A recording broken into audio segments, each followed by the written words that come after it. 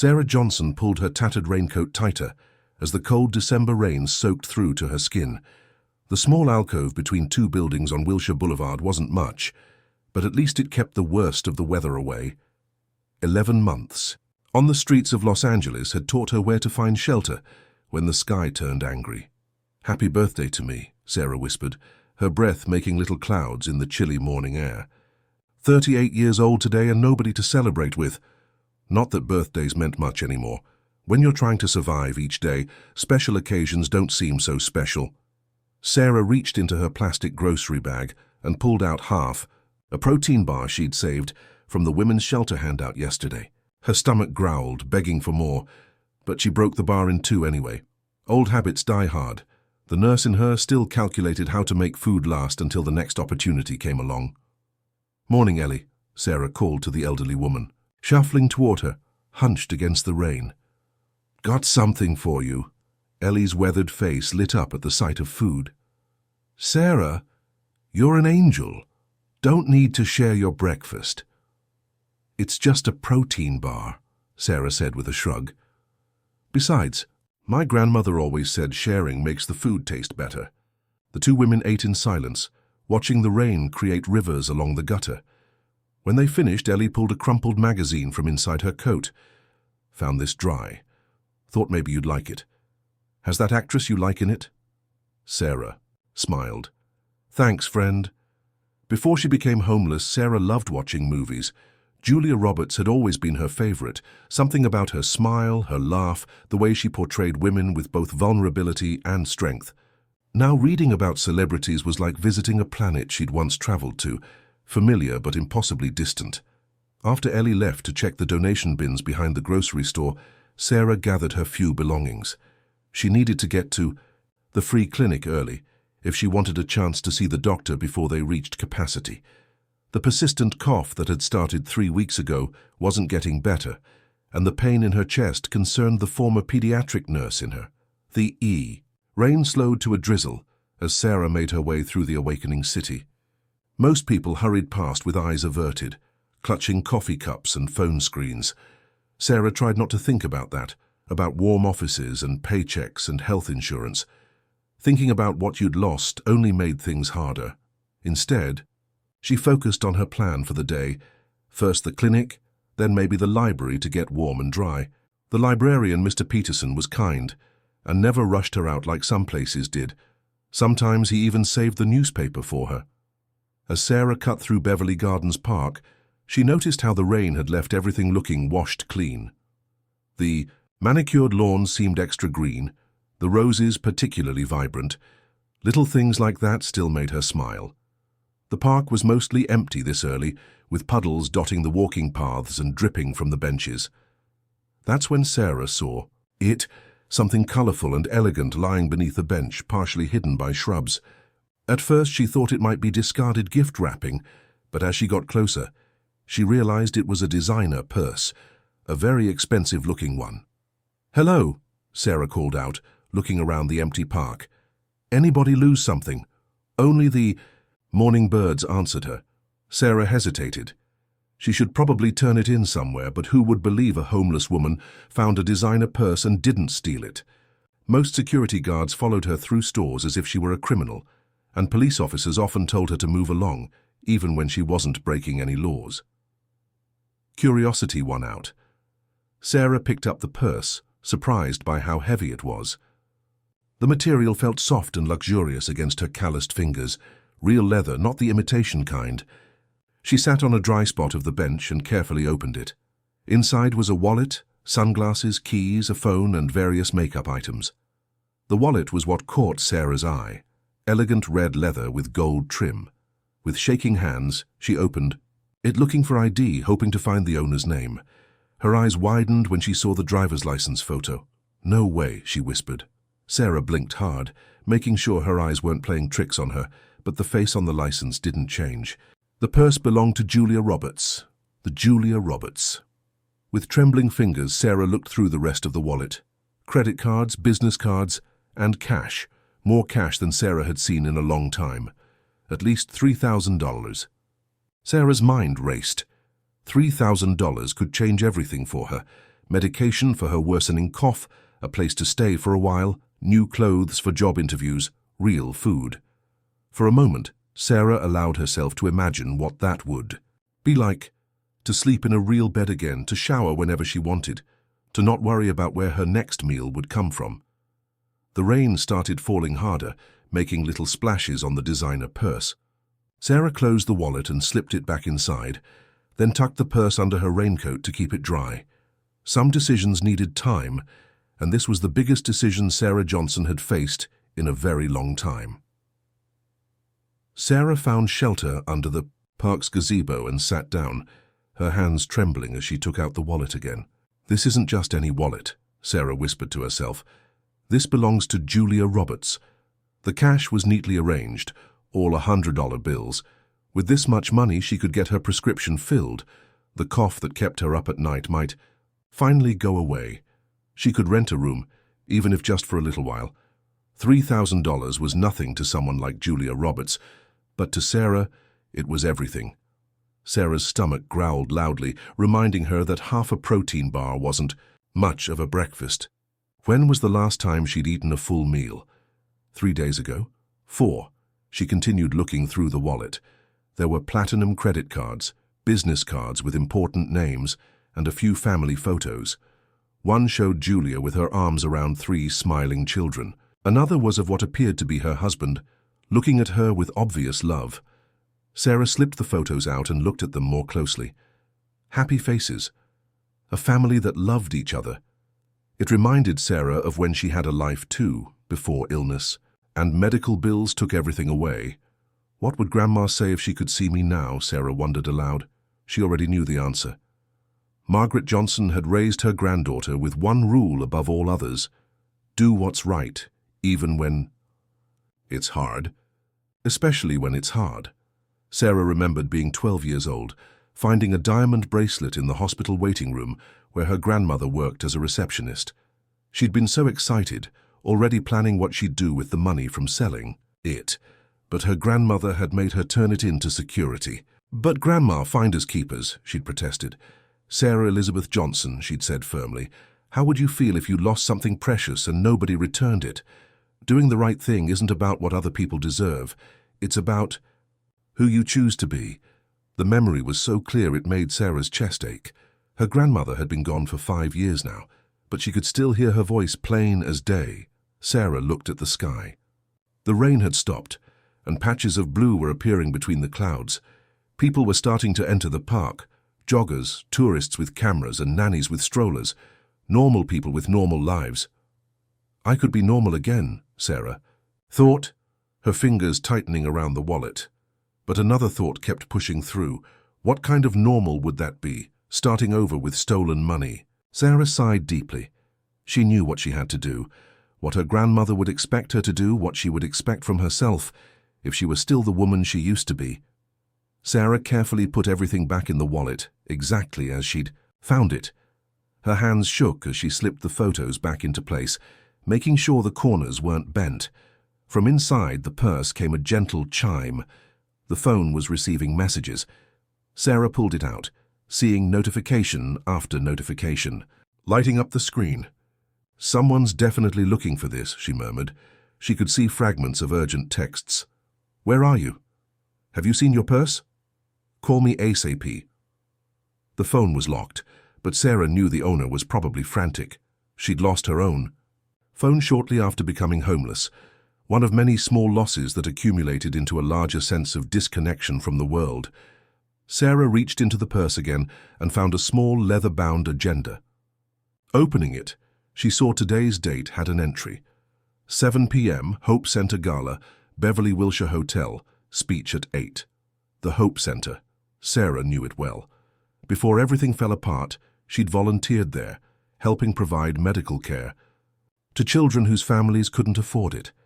The irony wasn't lost on her that Julia Roberts would be speaking at a charity event for an organization that might have helped Sarah herself, had her illness come at a different time in her life. The Beverly Wilshire, Sarah whispered, trying to calculate the distance. At least 5 miles across the city. Her worn sneakers had holes in them, and the persistent cough would make the journey difficult. Bus fare was out of the question. She had exactly 78 cents to her name. Sarah tucked the purse under her arm and began walking toward a police station she knew was a few blocks away. That would be the proper thing to do, turn it in to the authorities. But as she approached the station, she slowed down, doubt creeping in. Would they believe her story? More likely, they'd assume she stole the purse and was turning it in only because she couldn't access the phone or credit cards. They might even arrest her. It had happened before to Ellie, turning in something valuable only to be accused of theft. Sarah walked past the police station, her mind racing. She could take the money, just the cash, and leave the purse somewhere it would be found. No one would ever know. The thought made her stomach clench with a sickness that had nothing to do with hunger. "That's not who I am," she said firmly to herself, ignoring the curious glance from a passerby who hurried past. A coughing fit hit her, harsh and rattling. Sarah leaned against a building until it passed, the familiar taste of metal in her mouth, concerning her. The clinic would be full by now. She'd missed her chance to see a doctor today. The antibiotics she needed were expensive, almost certainly more than her 78 cents could cover, even with sliding scale fees. $3,000 sat in her hands. Medicine, food, shelter, survival. Sarah found a quiet corner in a public park and sat down. She opened the purse again, this time noticing a small photo tucked into a side pocket that she'd missed before. It showed a younger Julia Roberts kneeling beside a hospital bed where a child lay, both of them making silly faces at the camera. On the back was written, "Remy, age 7, why I started the foundation." Something about that photo struck Sarah deeply. Here was evidence of someone using their good fortune to help others in need. Would that same generosity extend to understanding Sarah's situation if she took the money? Or would Julia Roberts see it as a betrayal of the very values her foundation stood for? The sun was moving across the sky. If Sarah wanted to return the purse before the gala, she needed to decide now. Her grandmother's voice echoed in her mind, "Character is what you do when no one is looking." Right now, no one was looking at Sarah Johnson. No one would know what choice she made, no one except herself. She closed the purse and stood up, wincing at the pain in her feet. The Beverly Wilshire Hotel was across the city, but if she started now, she could make it by evening. Sarah adjusted her worn backpack, tucked the designer purse securely under her arm, and began walking. Each step brought fresh doubts. Was she being foolish? The money wouldn't be missed by someone like Julia Roberts. It would make such a difference in Sarah's life.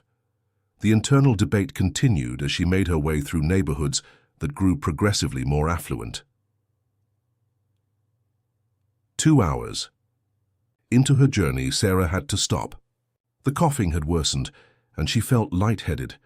She found a bus stop bench and sat down, breathing carefully to avoid triggering another fit. A woman waiting for the bus moved to the far end of the bench, clutching her own purse tightly, eyeing Sarah with suspicion. Sarah almost laughed at the irony. Here she was, carrying thousands of dollars belonging to Julia Roberts, and this woman thought she was going to steal a purse probably worth a fraction of what Sarah already held. The designer purse seemed to grow heavier with each passing block, not from its physical weight, but from the responsibility it represented. Sarah opened it one last time, looking at the wallet, the phone still chiming with worried messages, the agenda with its schedule for the charity event. A memory surfaced. Sarah lying in a hospital bed 3 years ago, terrified as the doctor explained her diagnosis, the treatment plan, the costs. Her health insurance from the hospital where she worked as a nurse would cover some, but not all. She remembered calculating figures in her head, wondering how she would manage. She hadn't known then that the illness would cost her not just money, but eventually her job, her apartment, and her entire way of life. One missed day of work became several. Medical bills piled up. Short-term disability ran out. Her savings disappeared. The downward spiral happened so quickly she barely had time to process it. Now, looking at Julia Roberts' possessions, Sarah made her decision. Not because it was easy, not because she would be rewarded, but because at her core, beneath the layers of hardship and struggle, Sarah Johnson was still the person her grandmother had raised her to be. "This isn't mine," she said aloud, closing the purse decisively. Sarah stood up, adjusted her backpack again, and continued her journey toward Beverly Hills. The cough persisted, her feet ached, and hunger gnawed at her stomach, but her steps were more determined now. Whatever happened when she arrived at the hotel, Sarah would face it knowing she had made the choice that allowed her to recognize herself. As the sun began its descent and the buildings grew taller and more imposing, Sarah kept her head high. She might be homeless, she might be ill, she might be invisible to most of the people who passed her on the street, but in this moment, holding fast to her principles when it would be easier not to, Sarah felt something she hadn't experienced. In months, dignity. The Beverly Wilshire Hotel was still miles away, but Sarah Johnson's decision was made. Now she just had to get there. The afternoon sun beat down as Sarah made her way through the diverse neighborhoods of Los Angeles. What had started as a cool, rainy morning had transformed into a humid day that made her clothes stick uncomfortably to her skin. She'd already walked for over 3 hours, the designer purse clutched tightly against her side. Every few blocks, Sarah had to stop to catch her breath. The cough was getting worse, each fit leaving her dizzy and weak. She should have been at the clinic this morning, not walking miles across the city. But there would be other clinic days. This chance to do the right thing might not come again. As Sarah crossed from a middle-class neighborhood into a more affluent area, the sidewalks became wider and cleaner. Store windows displayed items with no price tags, a sure sign that if you had to ask, you couldn't afford it. She passed a cafe where people sat outside enjoying late lunches, the smell of fresh sandwiches and coffee making her empty stomach twist painfully. Sarah paused, leaning against a tree to rest. She was halfway to Beverly Hills now. Her feet were developing blisters, the thin soles of her worn-out sneakers providing little protection against the hard pavement.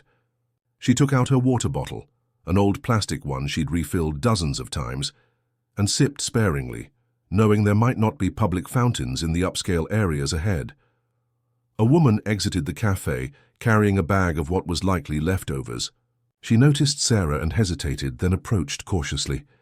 "Would you like this?" she asked, holding out the bag. "I can't eat it all." Sarah's pride wanted to refuse, but her hunger won out. "Thank you," she said, accepting the offering with gratitude. The woman smiled, then glanced at the designer purse Sarah clutched. Confusion crossed her face.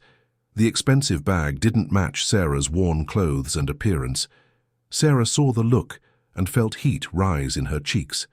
"I found it," she explained quickly. "I'm returning it to its owner." The woman's expression changed to one of suspicion. "Right," she said, backing away slightly. "Well, enjoy the sandwich."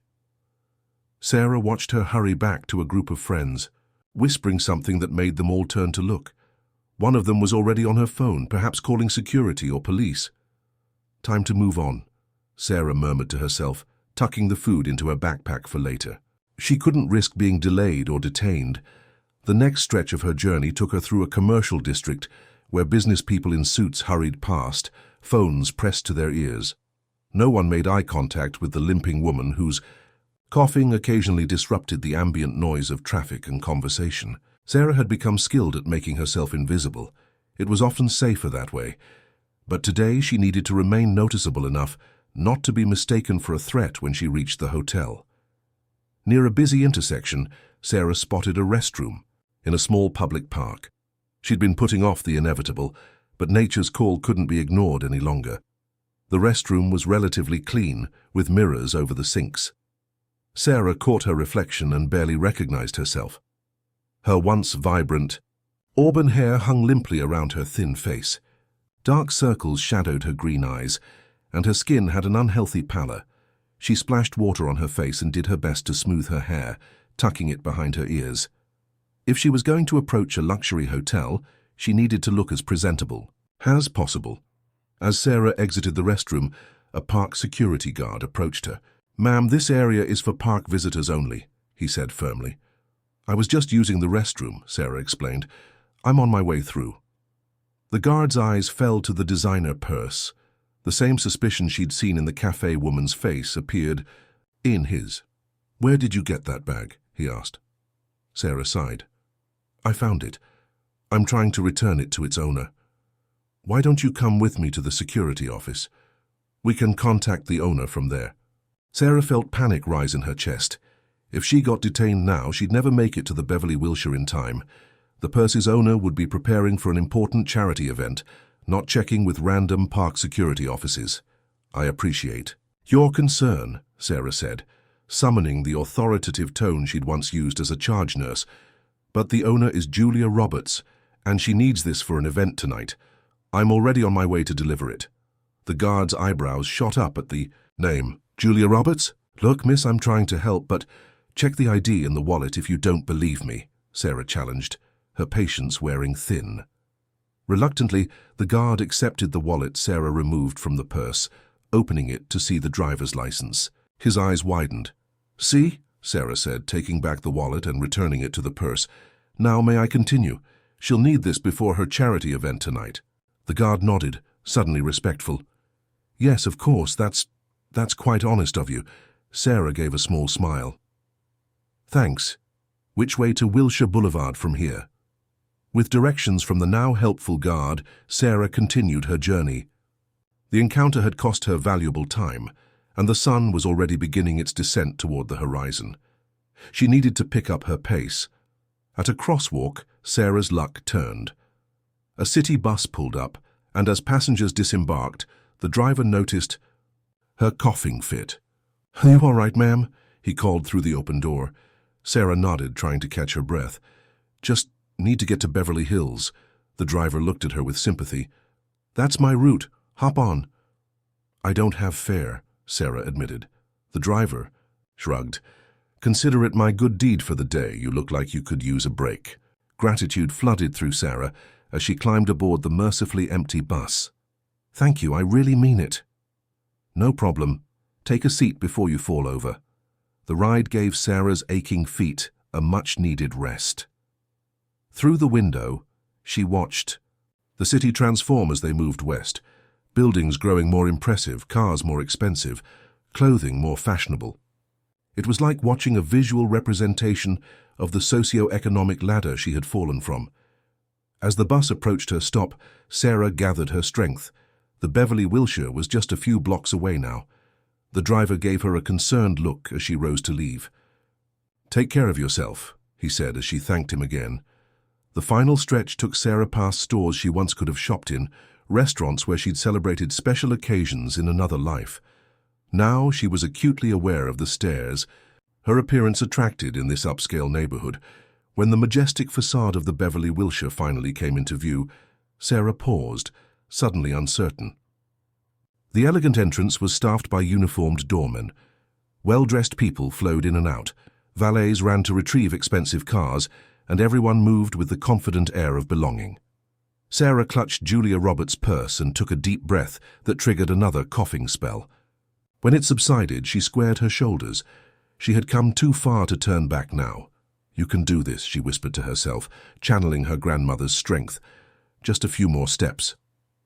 With the last of her determination, Sarah Johnson approached the Beverly Wilshire Hotel, carrying a purse worth more than everything she owned, and the dignity no amount of hardship had been able to take from her. The gleaming glass doors of the Beverly Wilshire Hotel reflected Sarah's disheveled appearance as she approached. Her heart pounded against her ribs, each beat a reminder of how out of place she was in this world of luxury. A doorman, in an immaculate uniform, watched her approach, his expression shifting from professional neutrality to wariness. Sarah clutched the designer purse tighter and tried to stand straighter despite her exhaustion. "Good evening," she said, her voice hoarse from coughing. "I need to return this to Julia Roberts. She's attending an event here tonight." The doorman's eyes narrowed. "Ma'am, I'm going to have to ask you to step away from the entrance." "Please." Sarah insisted. "This purse belongs to Julia Roberts. She lost it this morning. There's a charity gala tonight, the Hope Center event."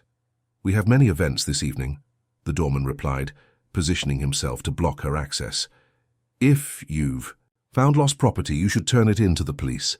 Sarah felt desperation rising. "I tried that. They wouldn't." She broke into another coughing fit, doubling over. The doorman signaled to a security guard inside the lobby, who immediately approached. "Is there a problem?" the guard asked, his hand resting casually near his radio. "A woman claims to have Ms. Roberts's property," the doorman explained, skepticism evident in his tone. The security guard assessed Sarah with a practiced eye. "Ma'am, soliciting is not permitted on hotel property." "I'm not soliciting," Sarah said, fighting to keep her voice steady. "I found Julia Roberts's purse in Beverly Gardens Park this morning. It has her wallet, phone, everything. She needs it for tonight's event." The security guard extended his hand. "I'd be happy to take it and ensure it's returned to the proper owner." Sarah hesitated. After coming all this way, she wanted to hand the purse to Julia personally, to know for certain it reached her safely. "Can you just call her room? Tell her Sarah Johnson found her purse." "That's not possible," the guard said firmly. "We don't disturb our guests or reveal their information." A small crowd of hotel guests had begun to gather, watching the interaction. With curious eyes, Sarah felt her face flush with embarrassment. This wasn't how she'd imagined this moment. "Look," Sarah said, opening the purse carefully. "Here's her ID. I'm not making this up." She held up the wallet, showing Julia's driver's license. The security guard's expression hardened. "Ma'am, how did you access the contents of that purse?" Sarah realized too late how this looked. A homeless woman going through a celebrity's personal belongings. "I only checked for identification so I could return it." "I think you should come with me to the security office," the guard said, reaching for Sarah's arm. "Please no," Sarah protested, stepping back. "I walked miles to return this. I didn't take anything. I'm just trying to do the right thing." More hotel staff had gathered now. A manager in a tailored suit approached, assessing the situation with a practiced eye. "What seems to be the problem?" he asked, his voice calm but authoritative. As the security guard began explaining, a sleek black SUV pulled up to the entrance. The hotel staff immediately shifted their attention, moving to assist the new arrival. Sarah watched, frozen in place, as the vehicle's door opened. Julia Roberts stepped out stunning in an elegant black dress, her hair styled in loose waves. She was even more beautiful in person than on screen. A man in a suit, likely her assistant, spoke to her quietly, pointing toward the hotel entrance. Without thinking, Sarah called out, "Ms. Roberts!" Julia turned, surprised at hearing her name. Sarah pushed past the security guard, ignoring his protest. "Ms. Roberts, I found your purse," Sarah said, holding it out. "In the park this morning." The security guard grabbed Sarah's arm. "Ma'am, you need to come with me now." Julia studied Sarah's face, then looked at the purse she was holding, identical to the one the actress had been carrying that morning. "Wait," Julia said, her voice carrying the natural authority of someone used to being listened to. "Let her go." The security guard hesitated but released Sarah's arm. Julia approached cautiously. "You found my purse?" Sarah nodded, relief washing over her. "In Beverly Gardens Park, under a bench. I've been trying to return it to you all day." Julia glanced at her assistant, who stepped forward. "We've been trying to locate it since this morning. We thought it might have been taken from the car." Sarah handed the purse to Julia, who opened it immediately, checking its contents. Everything was there. The wallet, with all the credit cards, and cash. The phone now dead from a day of notifications. The agenda with her schedule. Julia looked up at Sarah with genuine surprise. "You brought this all the way here yourself? You didn't take anything?" "No, ma'am," Sarah said, her voice catching. Another coughing fit overtook her, and she bent forward, struggling to breathe. Julia watched with concern, then made a quick decision. "Let's go inside," she said, placing a gentle hand on Sarah's back. "Richard," she addressed the manager, "we'll use the private meeting room." The manager nodded, immediately deferential. "Of course, Ms. Roberts, right this way." The security guard and doorman exchanged confused glances as Julia Roberts guided a homeless woman through the luxury hotel's lobby. Guests stared openly, whispering behind their hands. In a small, elegantly appointed meeting room, Julia offered Sarah a seat on a plush sofa. An attendant appeared instantly. "Water, please," Julia requested. "And tea." She turned to Sarah. "Is tea okay? You sound like you could use something warm." Sarah nodded, overwhelmed by the sudden shift from being treated as a suspicious intruder to being offered tea alongside Julia Roberts. When they were alone, Julia sat across from Sarah. "I'm sorry, I didn't catch your name."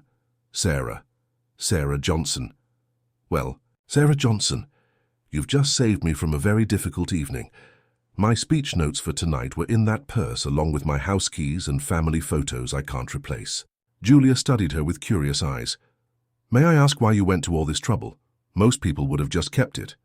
Sarah took a sip of water, trying to soothe her raw throat. It wasn't mine to keep. Julia smiled slightly. That's a refreshingly simple answer.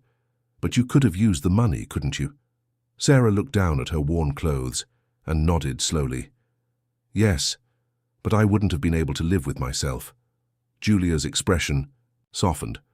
How far did you walk to get here? A few miles, Sarah said, downplaying the journey. Julia didn't look convinced. In your condition, you sound very ill. The tea arrived, and Sarah wrapped her hands around the warm cup gratefully. I was supposed to go to the free clinic this morning, she admitted, but when I found your purse, it seemed more important. Julia was quiet for a moment, studying Sarah with new interest. You gave up medical care to return my purse? Sarah shrugged. The clinic will be there tomorrow. Where will you sleep tonight? Julia asked directly. The question caught Sarah off guard. She hadn't thought beyond returning the purse. There's a shelter on Olympic that sometimes has space. Julia nodded, making a decision. I have to attend this gala tonight. It's for a children's healthcare charity I support, but I'd like to continue our conversation. She reached into the purse Sarah had returned and pulled out a business card, writing something on the back.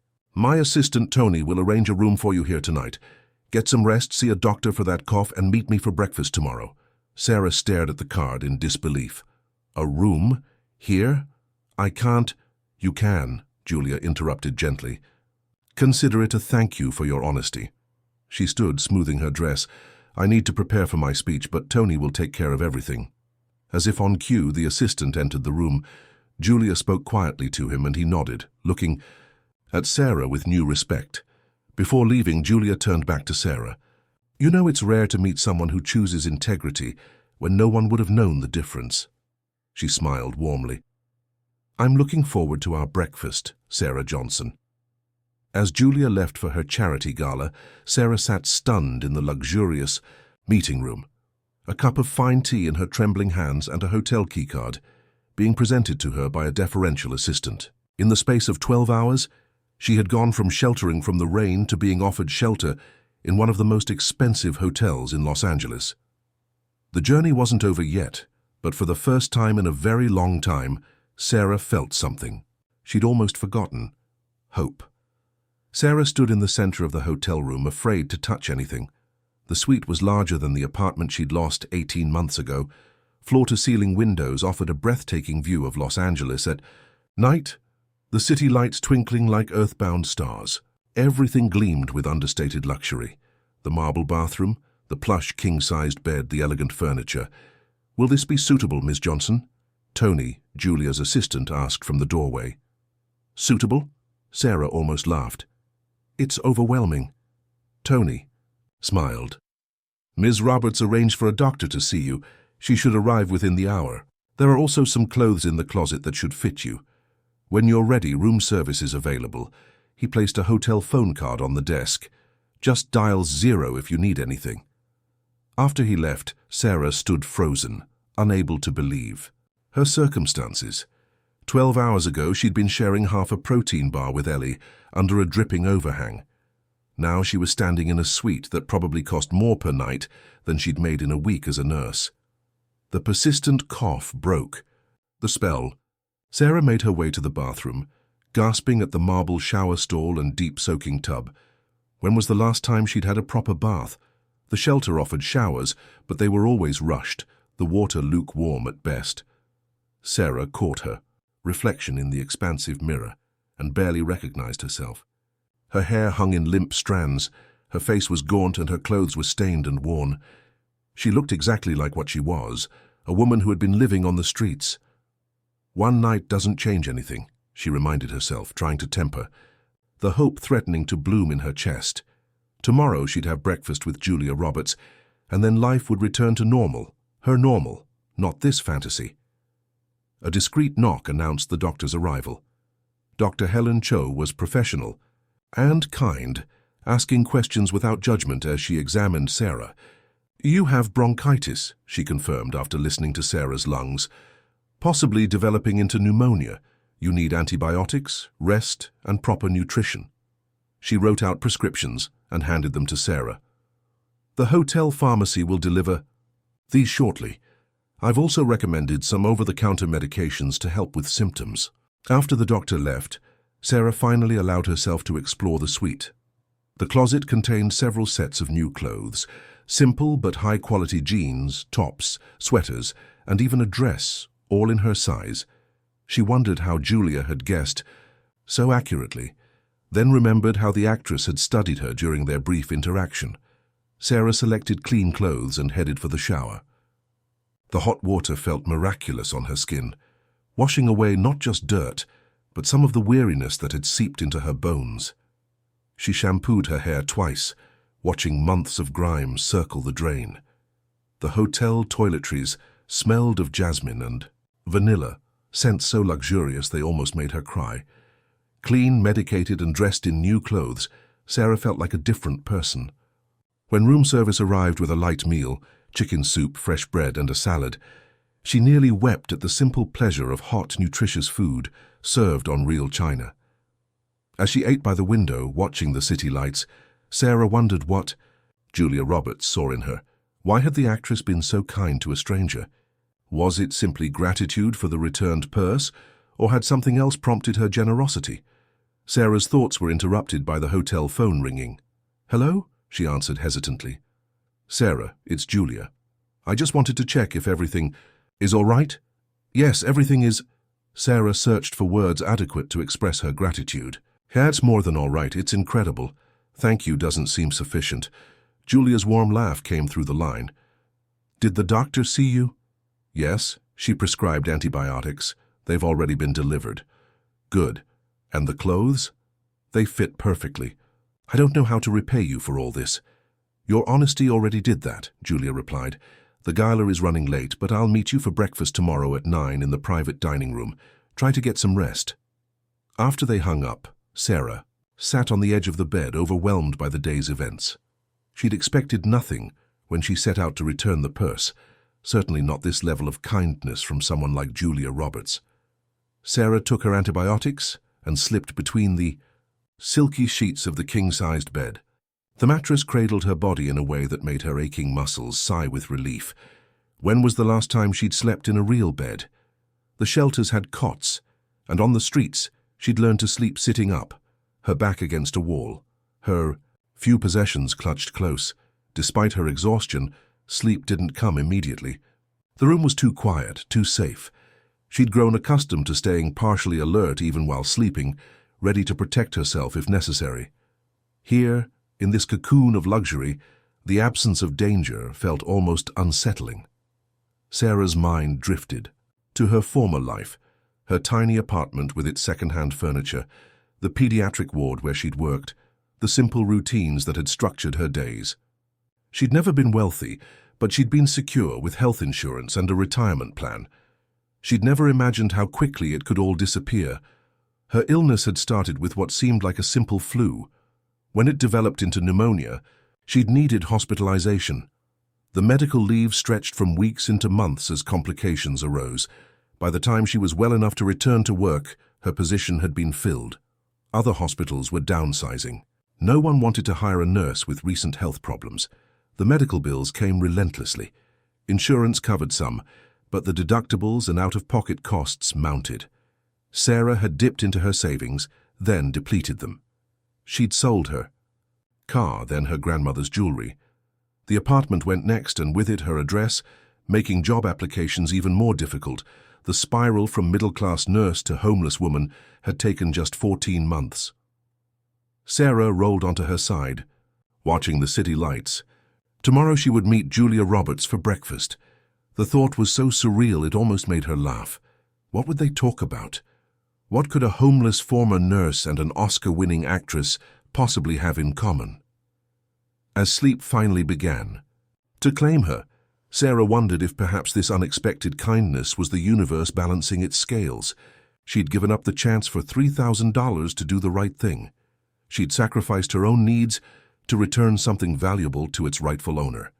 And now, at least for one night, she was experiencing a small piece of grace in return. Sarah's last conscious thought before drifting off was a silent thank you, not to Julia Roberts, though she was certainly grateful, but to her grandmother whose unwavering moral compass had guided Sarah through her darkest day and led her somehow to this moment of unexpected kindness. Tomorrow would bring what it would bring. But tonight, Sarah Johnson slept in safety, warmth, and the quiet dignity of knowing she had stayed true to herself when it mattered most. Sarah woke to sunlight streaming through a gap in the curtains. For a disorienting moment she couldn't remember where she was. The soft mattress, the silky sheets, the absolute quiet, none of it matched her reality of the past year.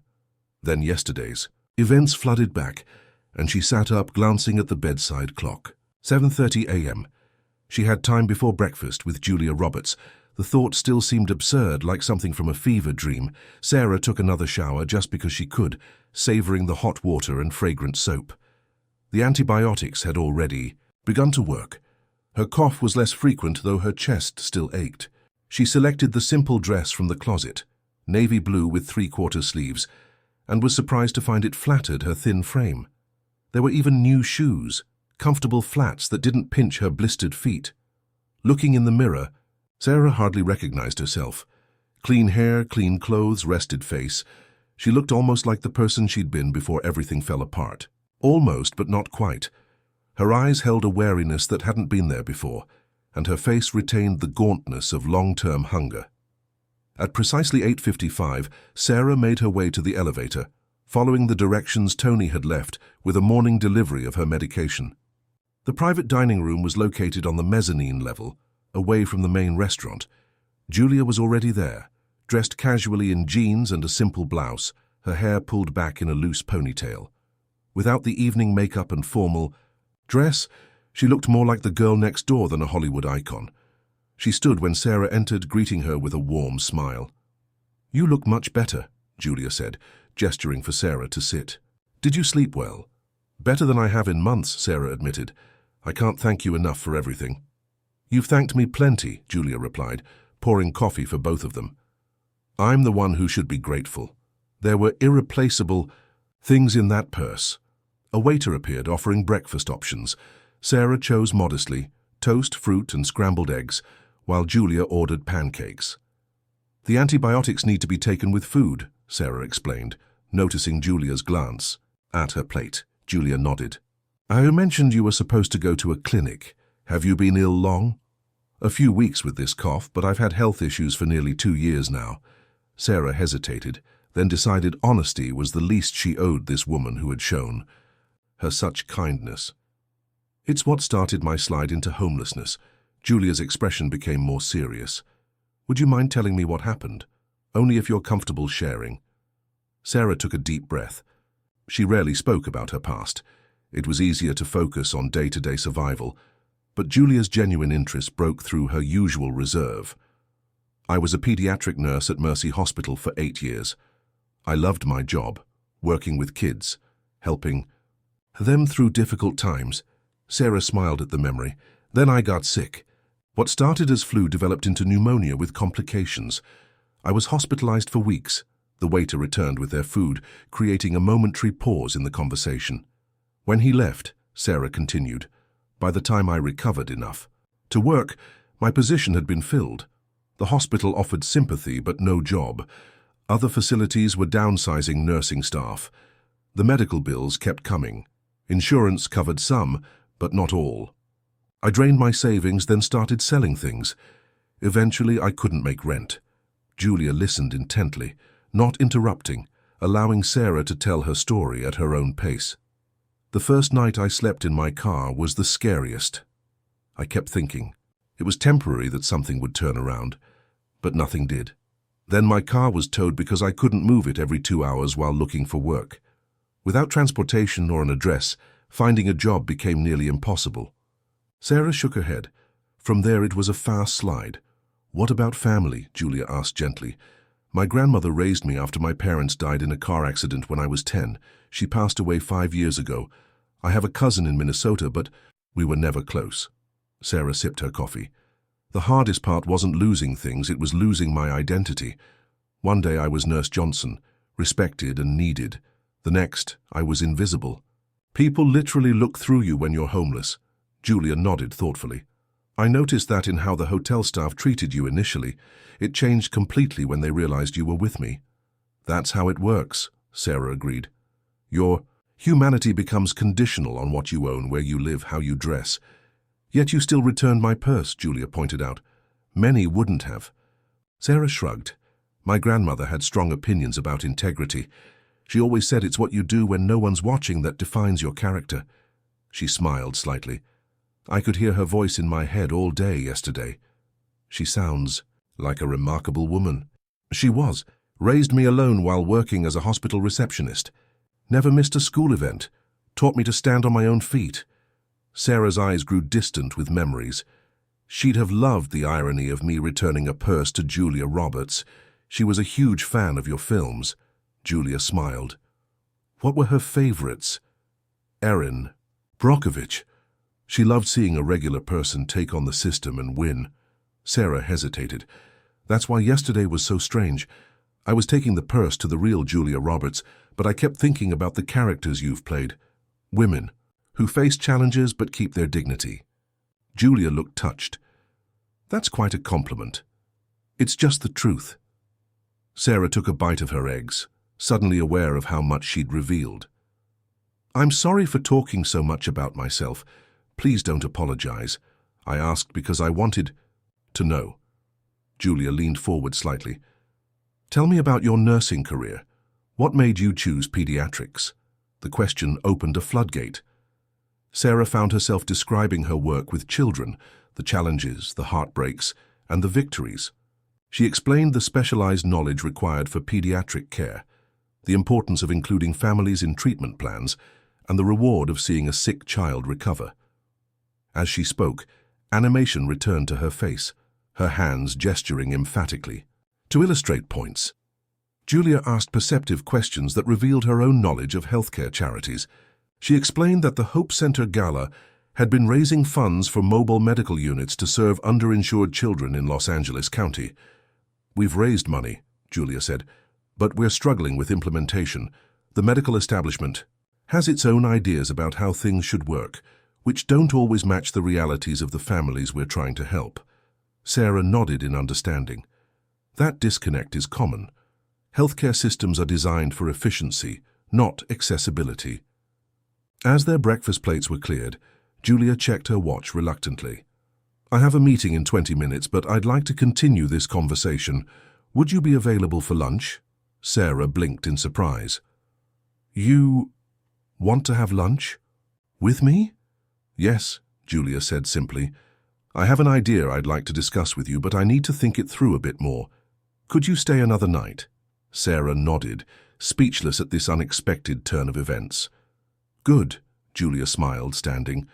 I'll have Tony extend your room arrangement. Rest today, take your medication, and I'll see you at 1 o'clock.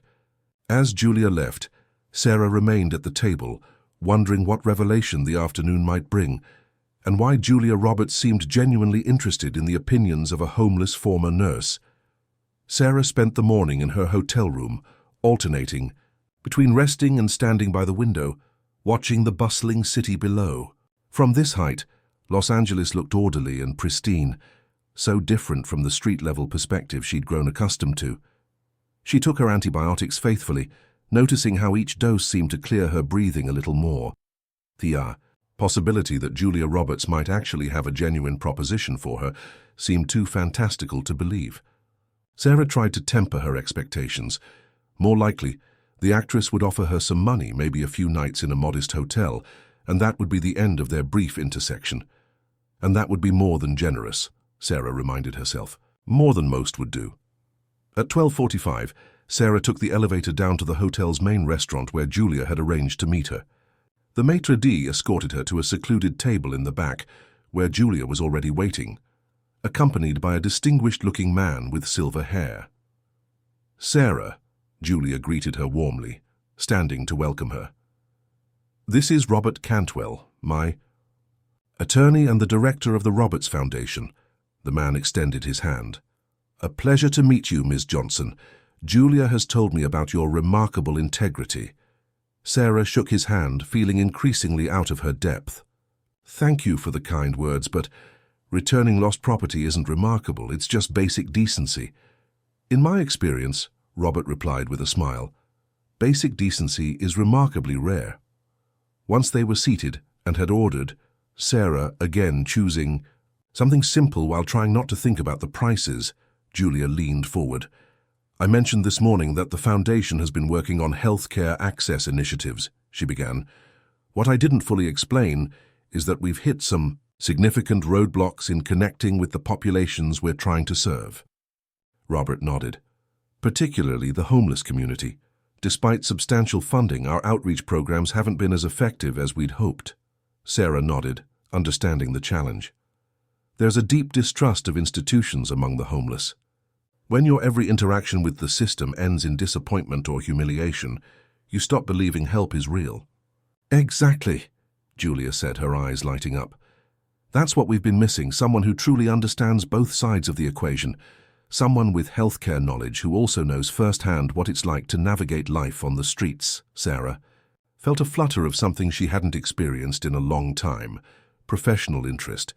"Have you considered partnering with organizations that already have established trust in the community?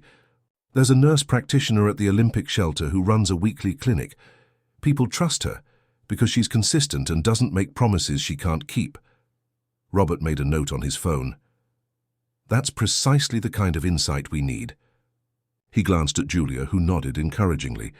"Sarah," Julia said, "I'd like to offer you a position with the Roberts Foundation as a healthcare access consultant." Sarah nearly choked on her water. "I'm sorry, what?" "We need someone who understands the medical system, but who also knows what it's like to fall through its cracks," Julia explained. "Your experience as both a pediatric nurse and someone who has experienced homelessness gives you a unique perspective that would be invaluable to our work."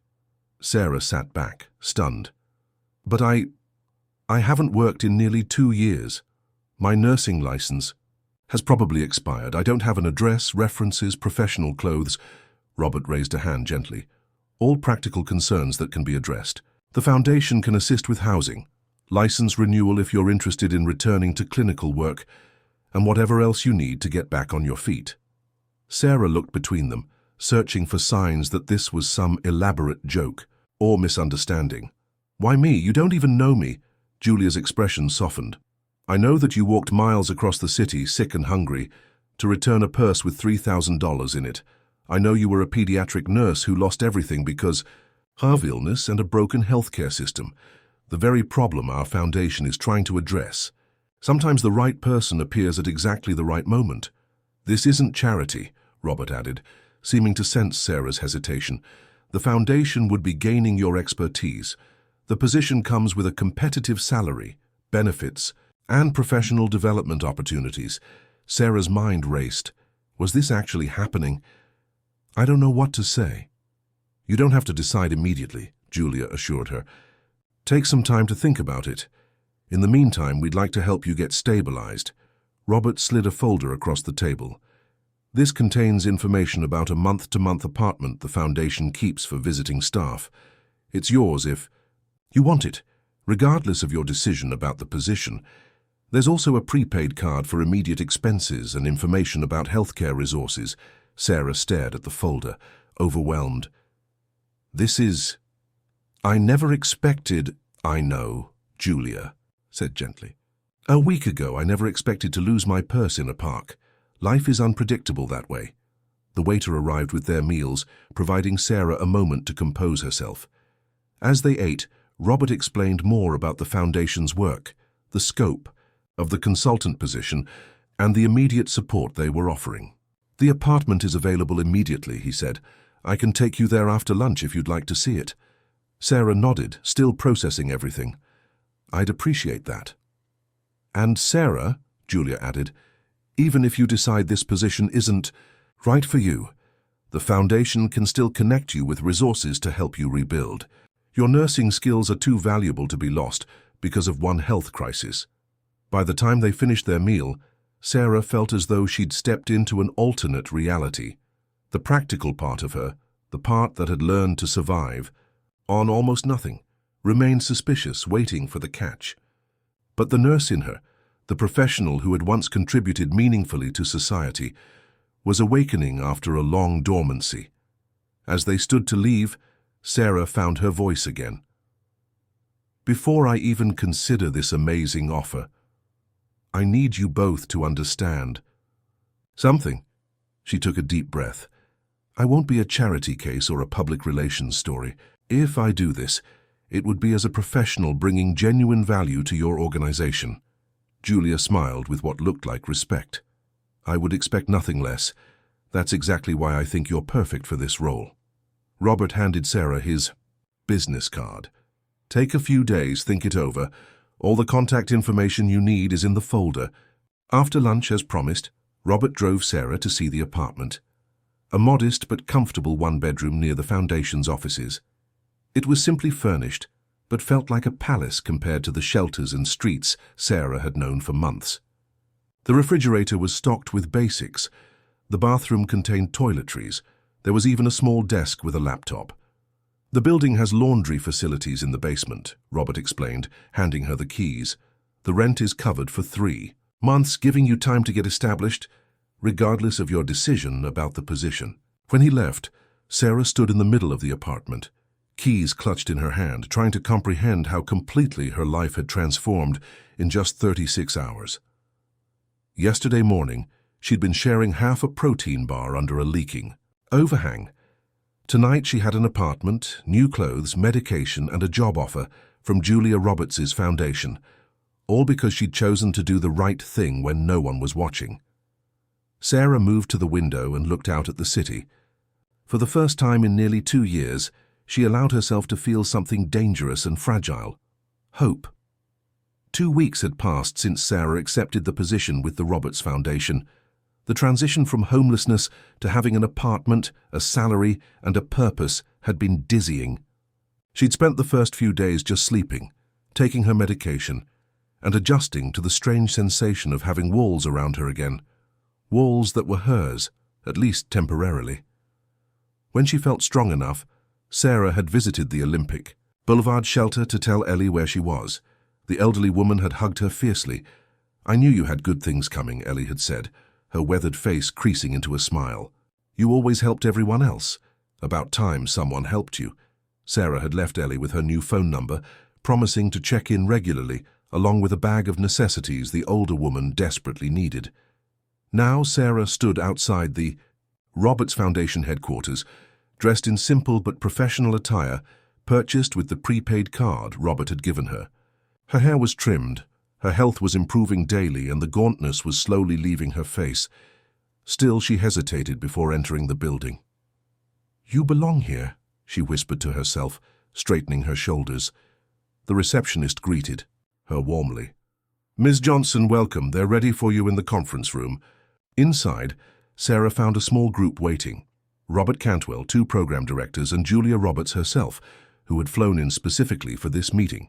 Julia's presence at what was essentially a staff orientation spoke volumes about her personal investment in Sarah's success. "Sarah," Julia greeted her with a hug, "you look wonderful." "I feel like a new person," Sarah admitted, "or maybe like my old self before everything fell apart."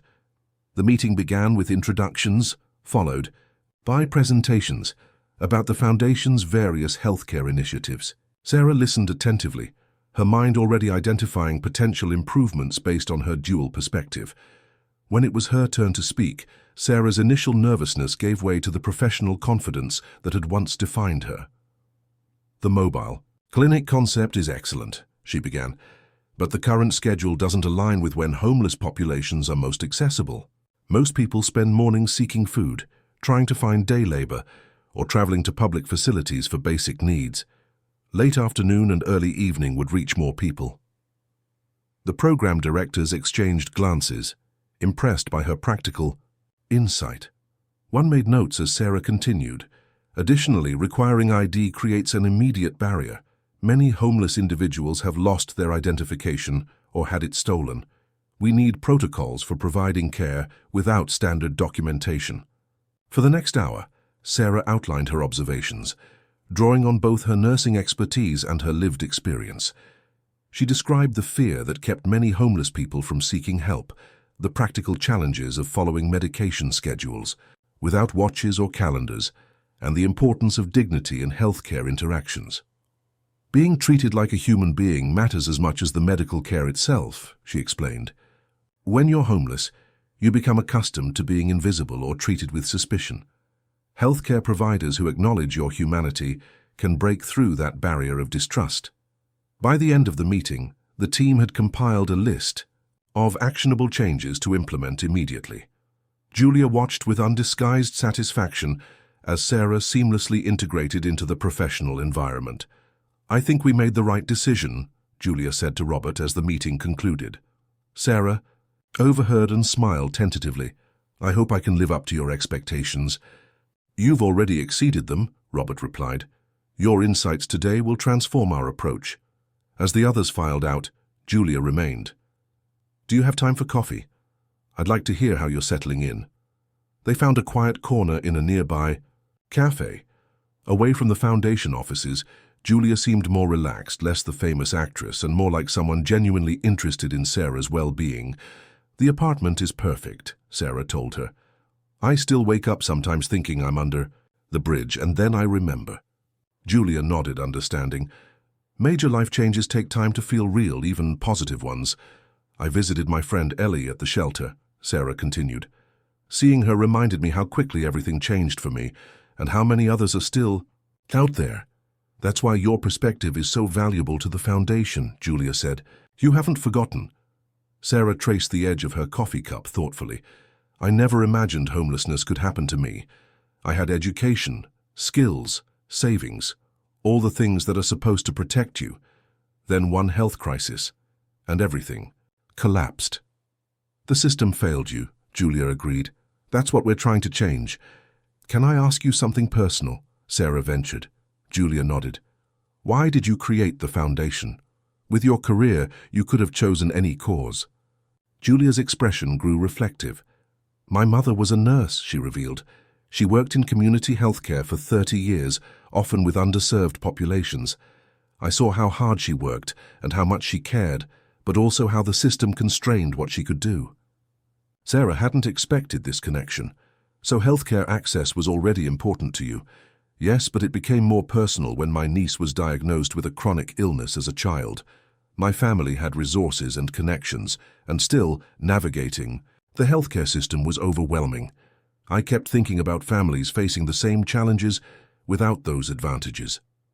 Their conversation continued, shifting from professional to personal and back again. Sarah described her grandmother, her nursing career, and her hopes for the future. Julia shared stories about her own family and the evolution of the Foundation's mission. By the time they parted, the relationship between them had evolved. Sarah no longer saw Julia primarily as a famous benefactor, but as a dedicated woman with genuine passion for healthcare reform. And Julia clearly viewed Sarah as a valuable colleague whose unique journey had created exactly the expertise the Foundation needed. Back at her apartment that evening, Sarah looked around at her new life with a sense of wonder. On the small desk sat her laptop, now filled with project outlines and research for the Foundation. Her nursing license renewal application was in process. The refrigerator contained actual groceries instead of scavenged leftovers. Just 2 weeks. August, she'd been huddled in a park alcove, debating whether to return a stranger's purse. Now that stranger was her employer, colleague, and perhaps even friend. Sarah's phone chimed with a text message from the Foundation's HR director, confirming her health insurance coverage would begin next week. The irony wasn't lost on her. The very system that had failed her was now accessible again because of her unusual path back to employment. As she prepared for bed in the quiet privacy of her own apartment, Sarah thought about the journey ahead. The consultant position wasn't just a job. It was an opportunity to transform systems that had once failed her and continued to fail others. Tomorrow she would begin drafting protocols for the mobile clinics, incorporating her knowledge from both sides of the healthcare divide. For the first time in years, Sarah's future held purpose beyond day-to-day survival. She picked up the small framed photo on her nightstand. her grandmother's image rescued from storage when she'd first visited her new apartment. "You were right, Grandma," she whispered. "Doing the right thing matters even when no one is watching." As it turned out, someone had been watching after all, and that someone had seen not just Sarah's honesty in returning a purse, but her potential to turn personal hardship into meaningful change for others.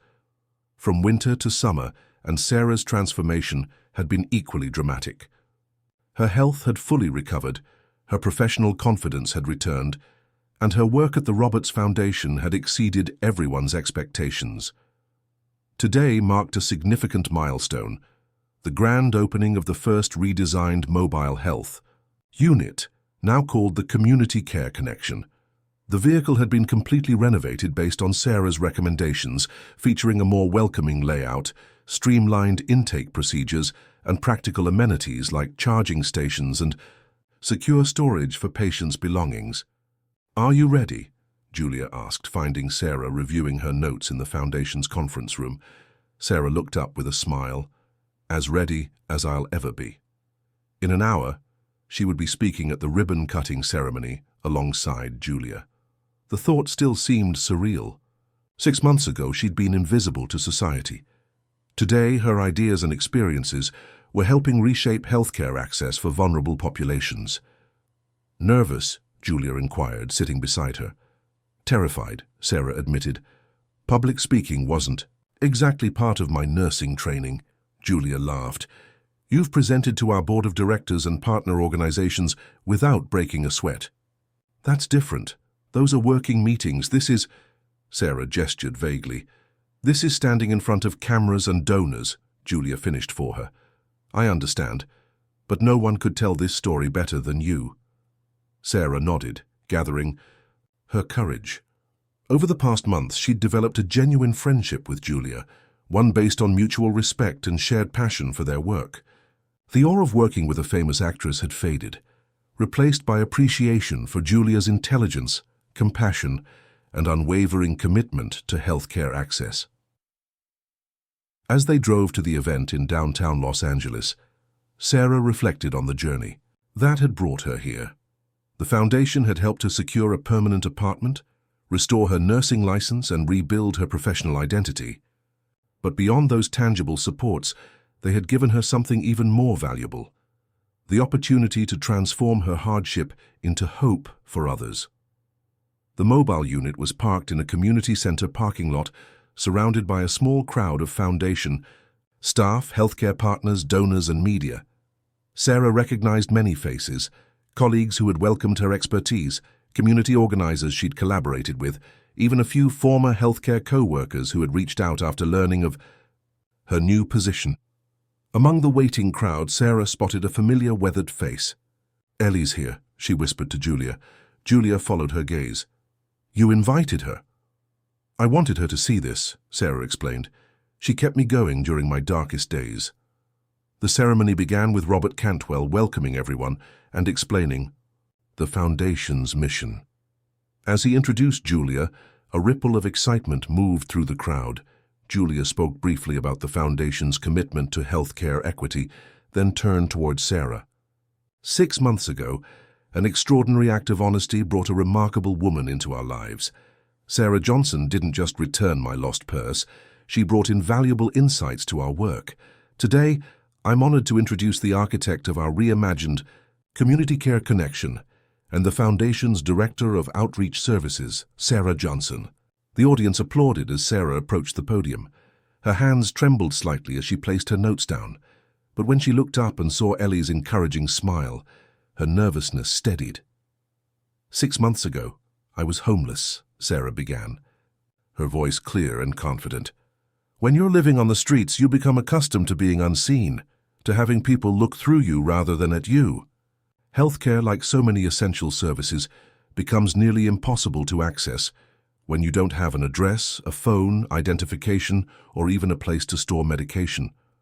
The crowd grew quiet as Sarah continued, describing the barriers she'd faced and how those experiences now informed the Foundation's approach.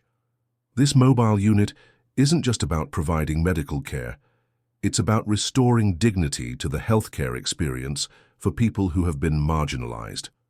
Every design element, from the private consultation spaces to the simplified paperwork process, was created with real needs in mind. Sarah described how the unit would operate, visiting shelters, encampments, and community centers on a reliable schedule, building trust through consistency, and connecting patients with resources for longer-term support.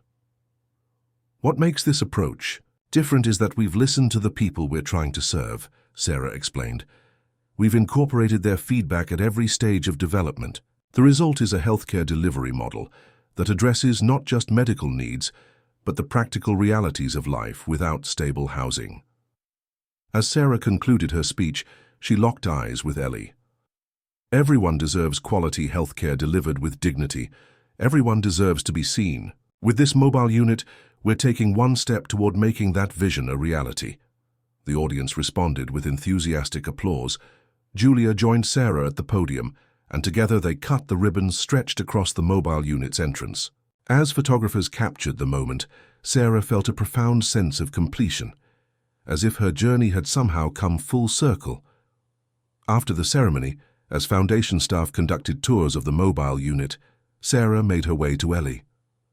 "Look at you," Ellie said, embracing her. "Nurse Johnson changing the world." Sarah laughed. "Hardly the world, but maybe a small corner of it." "That purse was the best thing you ever found," Ellie remarked, glancing toward Julia, who was speaking with donors nearby. "Not the purse," Sarah corrected gently. "The courage to do the right thing with it. That's what changed everything." Later, as the crowd thinned, Julia joined Sarah beside the mobile unit. "Your speech was perfect. The donors are already asking about expanding the program to other cities." "Really, that's amazing," Julia nodded. "Your story resonates with people. It reminds them that systems fail not because the people in them are bad, but because the systems themselves weren't designed with everyone in mind." Sarah ran her hand along the side of the mobile unit, still somewhat amazed that her ideas had been transformed into this tangible reality. "6 months ago, I was just trying to survive each day. I never imagined I'd be here." "Life has a way of surprising us," Julia replied. "Sometimes with challenges, sometimes with opportunities, and sometimes with lost purses in the park," Sarah added with a smile. As the day concluded, Sarah found herself standing in the same park where she'd discovered Julia's purse half a year earlier. She'd asked the driver to stop, wanting a moment alone in the place where everything had changed. The park looked different in summer, lush and green, filled with families enjoying the long evening light. Sarah sat on the same bench where she'd made her fateful decision to return the purse despite her desperate circumstances. She thought about how much had changed, not just in her external circumstances, but in her understanding of purpose. Her hardship hadn't been meaningless after all. It had equipped her with insights that were now helping others navigate similar challenges. As Sarah rose to leave, a young woman hurried past, late for some appointment, unknowingly dropping her scarf on the path. Sarah picked it up and called after her, running to return the forgotten item. "Thank you so much," the woman said gratefully. "I wouldn't have noticed until it was too late." "I know what it's like to lose something important," Sarah replied with a smile, thinking how the smallest acts of kindness could sometimes set in motion changes no one could foresee. Full circle, indeed. 1 year to the day after finding Julia, Robert's purse in Beverly Gardens Park, Sarah Johnson stood in front of a mirror adjusting her blazer. The woman who looked back at her bore little resemblance to the homeless person who had once deliberated over whether to keep $3,000 in cash. Her auburn hair was styled in a professional bob, her green eyes clear and confident, her face healthy and animated. Tonight was the Roberts Foundation's annual gala, the same event Julia had been preparing for when Sarah returned her purse. But this year, Sarah wasn't standing outside the hotel hoping to be believed. She was a featured speaker, sharing the stage with Julia to announce the Foundation's expanded healthcare initiatives. "Ready?" came a voice from the doorway of Sarah's office. She turned to see Robert Cantwell, now both mentor and friend. "As ready as I'll ever be to address 500 wealthy donors." Robert smiled. "Just tell your story. It's more powerful than any rehearsed speech." The past year had been transformative in ways Sarah could never have imagined. Her role at the foundation had expanded from consultant to director of outreach services, overseeing a growing network of mobile health units. Her nursing license was fully reinstated, though she now used her clinical knowledge in program development rather than direct patient care. The foundation had helped her secure permanent housing, a small but comfortable condo she'd purchased with her salary. Her health was fully restored. She had colleagues, friends, purpose, and security. But Sarah's transformation went beyond these external changes. The experience of losing everything and finding her way back had fundamentally altered her perspective on life, work, and meaning. Sarah gathered her notes for the evening's presentation. Her phone chimed with a text from Julia. "Car picking you up in 15. Nervous?" Sarah smiled and replied, "Terrified, but the good kind." While waiting for her ride, Sarah opened her desk drawer and removed a small red leather wallet.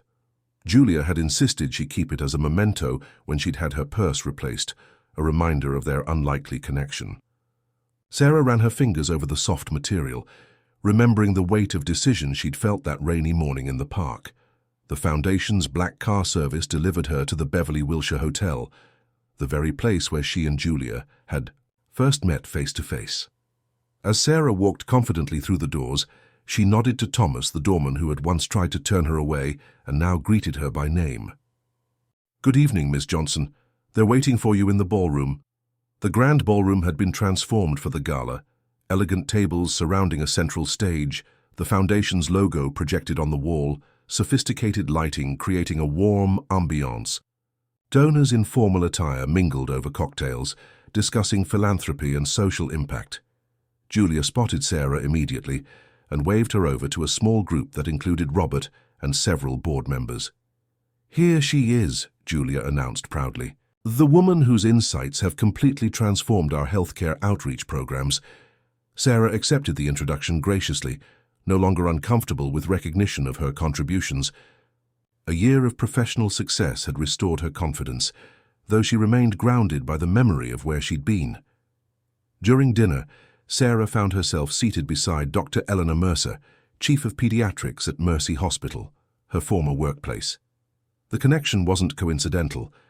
The foundation had recently partnered with Mercy to develop specialized pediatric services for homeless families. "Your mobile unit program is revolutionary," Dr. Mercer told Sarah. "We're seeing children who would never have made it through our doors otherwise." "That's exactly why we designed it," Sarah replied. "Traditional healthcare settings can be intimidating even when you have resources. Without them, they're nearly impossible to navigate." "We miss you in pediatrics," Dr. Mercer admitted, "but you're helping more children this way than you ever could at a single hospital." After dinner, Robert took the stage to welcome the guests and highlight the foundation's achievements over the past year. The mobile health program featured prominently. 6 units now operated across Los Angeles County, serving thousands of people experiencing homelessness. "And now," Robert concluded, "I'm pleased to introduce the 2 remarkable women whose partnership made these achievements possible. Our founder, Julia Roberts, and our Director of Outreach Services, Sarah Johnson." The audience applauded as Julia and Sarah took the stage together. Julia spoke first, thanking donors for their support and emphasizing the importance of healthcare accessibility. "Last year at this very gala, I spoke about our vision for bringing quality healthcare to vulnerable populations," Julia said. "What I didn't know then was that the very next day I would meet someone who would completely transform our approach." Julia turned to Sarah with genuine affection. "Sarah Johnson didn't just return my lost purse, though that alone showed extraordinary character. She brought insights, expertise, and lived experience that have revolutionized our work. I'm honored to introduce her to share the impact of what we've accomplished together." Sarah stepped to the microphone, momentarily overwhelmed by the journey that had brought her to this moment. A year ago, she had been invisible to this world. Now she stood before them as a respected professional, her voice valued, and her expertise sought after. "1 year ago today," Sarah began, "I was homeless, ill, and hungry when I found a purse in Beverly Gardens Park. Inside was $3,000 in cash, money that could have temporarily solved my most pressing problems." The room grew quiet as Sarah continued. describing both her decision to return the purse and the systematic failures that had led to her homelessness in the first place. "What I've learned through this journey is that transformation happens in both directions," Sarah explained. "While my life has certainly been transformed by the opportunity to work with the Roberts Foundation, our healthcare initiatives have been transformed by incorporating the lived experiences of those they're designed to serve." Sarah outlined the practical innovations they'd implemented: mobile units staffed by professionals trained in trauma-informed care, simplified paperwork processes, flexible scheduling, and integrated social services. "The result is healthcare that actually reaches those who need it most," Sarah concluded. "When we design systems that acknowledge the realities of life without resources, we create pathways back to stability and dignity for everyone." The audience rose in a standing ovation when Sarah finished speaking. As applause filled the ballroom, Julia embraced her warmly. Later that evening, as the gala concluded, Julia and Sarah found a quiet moment away from the crowd. "I have something for you," Julia said, handing Sarah a small gift box. Inside was a delicate silver bracelet with a single charm, a small purse. Sarah laughed. "Very appropriate." "Read the inscription," Julia prompted. Sarah turned the charm over and read the tiny engraved words, "One act of integrity can transform everything." "It's perfect," Sarah said, fastening it around her wrist. "Thank you, not just for this, but for seeing potential in me when most people wouldn't even see me at all." "You did the hard part," Julia replied. "You stayed true to yourself even when it would have been easier not to." As they walked together toward the exit, Sarah reflected on the complete transformation of her life in just 1 year. From homeless to housed, from invisible to influential, from surviving to thriving. But the most significant transformation wasn't external at all. It was the profound understanding that had taken root within her. Every person, regardless of their circumstances, deserved to be seen, respected, and offered pathways back to stability when systems failed them. As Sarah stepped outside into the cool evening air, she made a silent promise to her grandmother and to herself. She would never forget what it felt like to be invisible, and she would use every opportunity she'd been given to ensure others were seen and heard. Some transformations changed a single life. Others, like ripples expanding across water, had the power to change many lives, systems, and perhaps even society itself. And sometimes it all began with a simple act of integrity when no one was watching.